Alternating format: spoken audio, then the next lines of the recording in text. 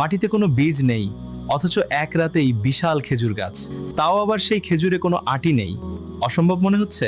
এক ইহুদি ব্যক্তি নবীজির কাছে এসে একটি শুকনো বীজ দিয়ে শর্ত দিল, আপনি যদি সত্য নবী হন তবে এই বীজ থেকে এক রাতেই ফলসহ গাছ বানিয়ে দেখান।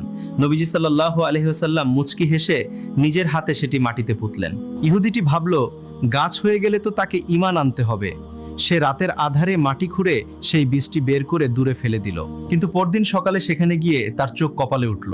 বীজ ছাড়াই একটি বিশাল গাছ দাঁড়িয়ে আছে এবং তাতে থোকায় থোকায় তাজা খেজুর। ইহুদিটি দৌড়ে নবী করিম সাল্লাল্লাহু আলাইহি ওয়াসাল্লামের কাছে গিয়ে জিজ্ঞেস করে, সব ঠিক আছে, কিন্তু ফলে বীজ নেই কেন? নবীজি মুচকি হেসে বললেন, বীজ থাকবে কিভাবে? তুমি তো গতকাল সন্ধ্যায় তা বের করে ফেলে দিয়েছিলে। নবীজির এই অলৌকিক জ্ঞান দেখে ইহুদিটি তৎক্ষণাৎ কালিমা পড়ে ঈমান আনলো। সুবহানাল্লাহ। প্রিয় নবীজি সাল্লাল্লাহু আলাইহি ওয়াসাল্লামের